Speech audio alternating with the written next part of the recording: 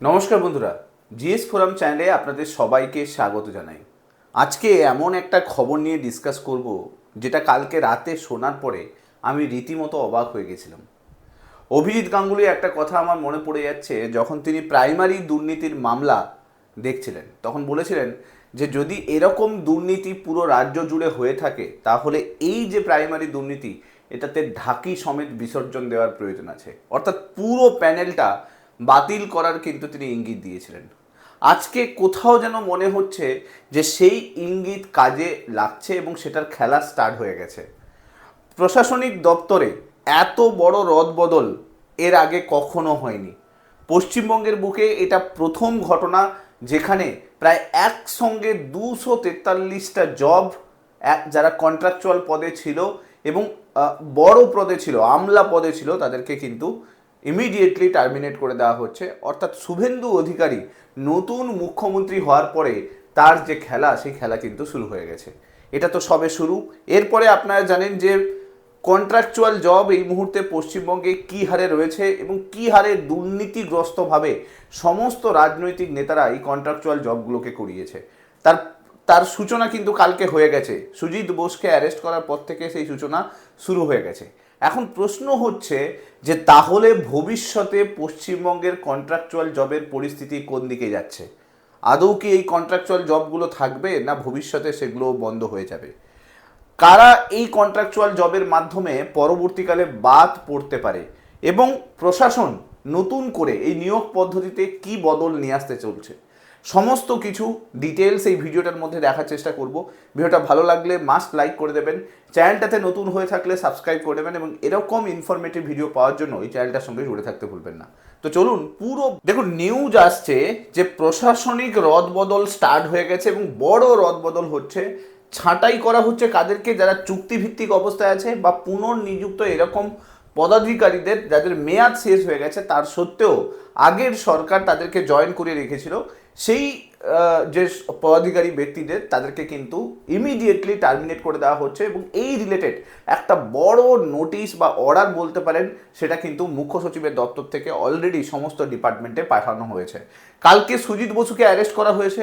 যা নিউজ আসছে প্রায় 2200 জনের কাছাকাছি এরকম হচ্ছে চাকরি প্রার্থী আছে যারা চাকরি করছে কন্ট্রাকচুয়াল পজিশনে, বিভিন্ন পৌরসভাতে চাকরি করছে, তাদেরকে ইমিডিয়েটলি ছাঁটাই করার জন্য নোটিশও কিন্তু জারি করা হয়েছে, যদিও ইডি এই পুরো বিষয়টা কিন্তু দেখছে। এখন দেখুন, এই যে রদবদল হচ্ছে, এই রদবদল হওয়া খুব স্বাভাবিক ব্যাপার, কারণ এই কন্ট্রাকচুয়াল জবের যে দৌরাত্ম্য সেটা কিন্তু যথেষ্ট বেড়ে চলছিল। কোন কোন দপ্তর?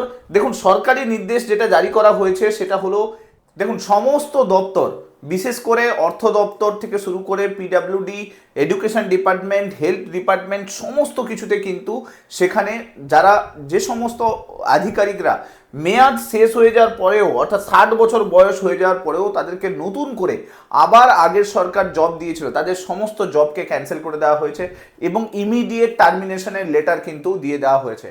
আমি যদি আসি, নবান্ন সূত্রে কি বলতে চাইছে, যে স্বরাষ্ট্র এবং পার্বত্য বিষয়ক কিছু দপ্তর আছে যেখানে সিদ্ধান্ত নেওয়া হয়েছে যে যত এক্সট্রা জব ইনক্লুড করা হয়েছিল, আগের সরকার যেগুলোকে ইনক্লুড করেছিল, অর্থাৎ আগের সরকার 60 বছরের পেরিয়ে যাওয়ার পরেও বহু আধিকারিককে পদে বসিয়ে রেখেছিল, ডাব্লিউবিসিএস, আইএএস, আইপিএস, বহু আধিকারিককে তাদেরকে পদে বসানো ছিল এবং পুনর্নিযুক্ত করা ছিল, এবং যার কারণে আমরা দেখতে পাচ্ছিলাম যে পুরো পশ্চিমবঙ্গ জুড়ে নতুন করে রিক্রুটমেন্টই আসছিল না।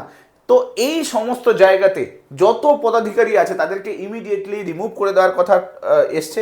এবং দেখুন, টোটাল 5 পৃষ্ঠার এই নোটিশ জারি করা হয়েছে, যেখানে 243 জনের নাম আছে, যেখানে বহু আইএএস অফিসার আছে, আইপিএস অফিসার আছে, কিছু আইএফএস অফিসার আছে এবং অনেক ডাব্লিউবিসিএস অফিসার আছে যাদেরকে এই পদে বসানো ছিল। অর্থ দপ্তর থেকে শুরু করে স্বরাষ্ট্র দপ্তর, উত্তরবঙ্গ উন্নয়ন, ক্ষুদ্র কুটির শিল্প দপ্তর, এই সমস্ত জায়গাতে মেয়াদ ফুরিয়ে যাওয়ার পরেও বহু আধিকারিককে এই সমস্ত জায়গাতে জয়েন করানো ছিল।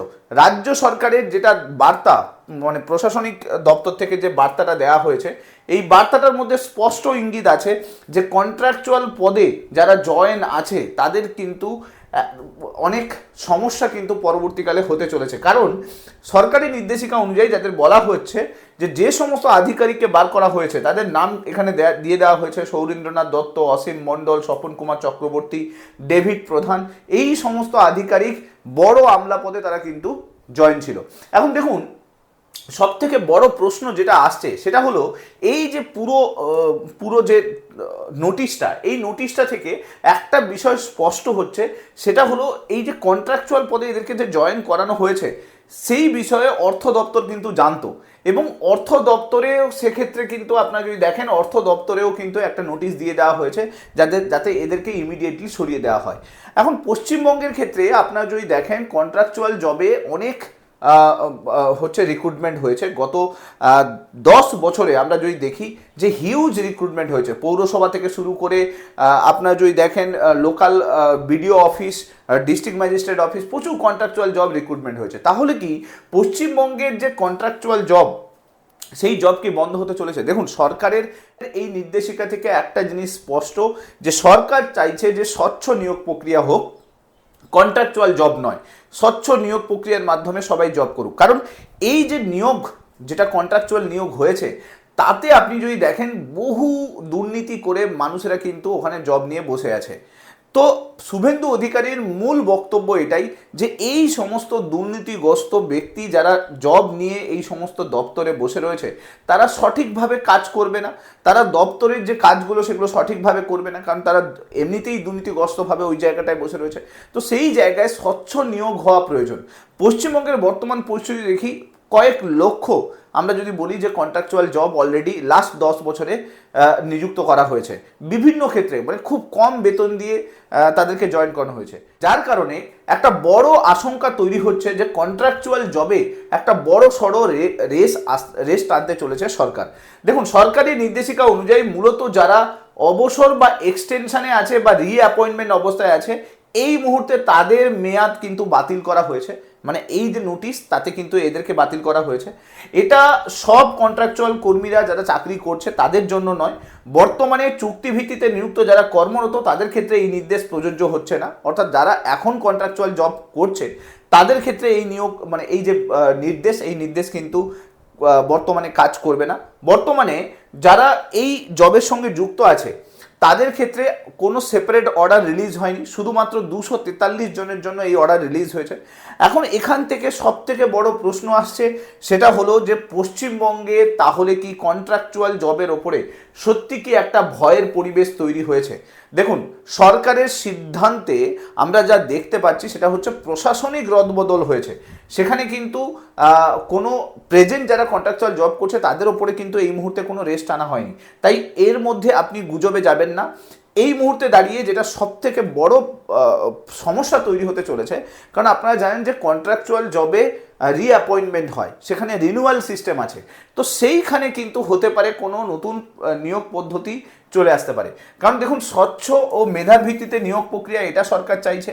নতুন এবং যোগ্য প্রার্থীদের নতুন করে যাতে সুযোগ দেওয়া যায় সেটা চেষ্টা করছে। এক্সটেনশন কালচারকে কম করার চেষ্টা করা হচ্ছে, এবং চুক্তি বা নবনায়ন আরও কিন্তু কঠোরভাবে হবে। অর্থাৎ নতুন করে রিনিউয়াল প্রসেস, সেটা কিন্তু একটা প্রপার প্রসেসের মাধ্যমে হবে, সেখানে কিন্তু একটা সঠিক রুলস ফলো করা হবে। তবে এখানে কিন্তু বলা হচ্ছে যে পরবর্তীকালে কন্ট্রাকচুয়াল রিনিউয়ালের ক্ষেত্রে একটা কঠিন প্রসেস আসতে পারে। মানে আগে যেরকম হতো সহজে আমরা বছরের পর বছর কন্ট্রাকচুয়াল রিনিউয়াল হয়ে যেত, সেই ক্ষেত্রে কিন্তু একটা রুলস অ্যান্ড রেগুলেশন আসতে পারে। বিশেষ করে যারা দীর্ঘদিন ধরে চুক্তিভিত্তিক পদে রয়েছেন তাদের মধ্যে কিন্তু একটা অনিশ্চয়তা তৈরি হয়েছে।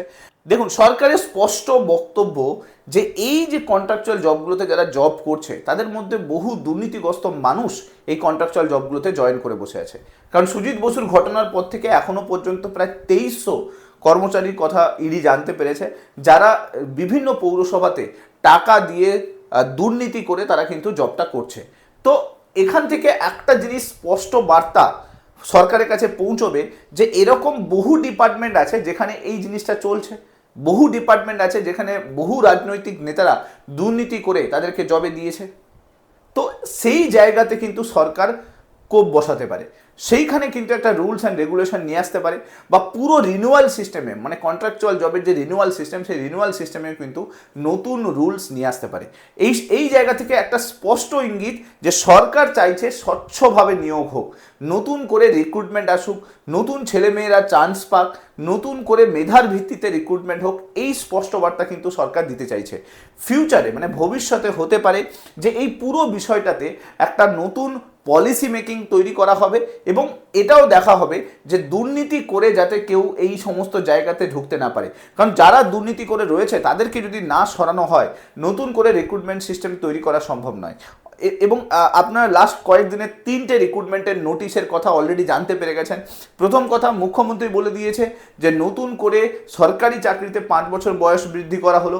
দ্বিতীয় হচ্ছে, গ্রামোন্নয়ন মন্ত্রী দিলীপ ঘোষ তিনি জানিয়ে দিয়েছেন যে পঞ্চায়েত ডেভেলপমেন্ট যে ডিপার্টমেন্ট তাতে হিউজ নিয়োগ আসতে চলেছে। এবং শিশু কল্যাণ দপ্তরে আপনারা জানেন যে এই মুহূর্তে যে অগ্নিমিত্রা পল যিনি এই মুহূর্তে মন্ত্রী হিসেবে রয়েছেন, তিনিও জানিয়েছেন যে এই ডিপার্টমেন্টে অনেক পদে খালি রয়েছে, ভ্যাকেন্ট রয়েছে, তো সেই জায়গাগুলোতেও রিক্রুটমেন্টের প্রয়োজন আছে। তার মানে স্বচ্ছ নিয়োগ পদ্ধতি যে আসছে এটাতে কোনো সন্দেহ নেই। তাই এইখান থেকে একটা স্পষ্ট ইঙ্গিত যে এই সমস্ত কন্ট্রাকচুয়াল জব, যে জবগুলোতে এখন বহু মানুষ যুক্ত রয়েছে, যারা অনেকে কেউ দুর্নীতি করে যুক্ত রয়েছে, অনেকে আবার সঠিকভাবে এক্সাম দিয়ে প্রপার সিলেকশন প্রসেসের মাধ্যমে যুক্ত রয়েছে, দুই ক্ষেত্রেই কিন্তু একটা রিনিউয়াল প্রসেসে লাগাম টানতে চলেছে সরকার। এবং এখান থেকে আরেকটা জিনিস খুব স্পষ্ট হচ্ছে, সেটা হলো এই সুজিত বসুকে গ্রেপ্তারের পর থেকে এই পুরো এই যে সরকারি চাকরির যে কন্ট্রাকচুয়াল প্রসেসের যে জবের যে একটা আখড়া, যে সিস্টেম, যে কন্ট্রাকচুয়াল দুর্নীতির যে সিস্টেম, সেই দুর্নীতি কিন্তু সামনে চলে এসছে। আর যার কারণে সাধারণ মানুষ এতে এফেক্টেড হতে পারে। যারা ভালোভাবে পড়াশুনো করে সিলেকশন প্রসেসের মাধ্যমে এই চাকরিটাকে পেয়েছে, তারা কিন্তু সমস্যায় পড়তে পারে যদি সরকার প্রপার স্টেপ নেয়। কারণ এই দুর্নীতিগ্রস্ত ব্যক্তিদের জন্য সাধারণ মানুষ কিন্তু এফেক্টেড হতে পারে। এখন দেখার বিষয় নতুন করে কি আপডেট আসে। যা কিছু নতুন আপডেট আসবে আমি চেষ্টা করব ভিডিওর মাধ্যমে নিয়ে আসার জন্য। ভিডিওগুলো ভালো লাগলে মাস্ট লাইক করে দেবেন, চ্যানেলটাতে নতুন হয়ে থাকলে সাবস্ক্রাইব করে দেবেন, এবং মাস্ট এই ভিডিওগুলোকে শেয়ার করতে ভুলবেন না। কারণ এই ভিডিওগুলোর মাধ্যমেই কিন্তু মানুষ অ্যাওয়ার হবে, জানতে পারবে যে কি হচ্ছে দেশ দুনিয়াতে। সো আশা করছি এই পুরো ব্যাপারটাতে আপনি বুঝতে পারলেন কি হচ্ছে। সরকার যা কিছু সিদ্ধান্ত নেবে আমি পরবর্তীকালে ভিডিওর মাধ্যমে নিয়ে আসার চেষ্টা করব। Thank you so much. Next ভিডিওতে আপনাদের সঙ্গে আবার দেখা হচ্ছে। Till then, bye by.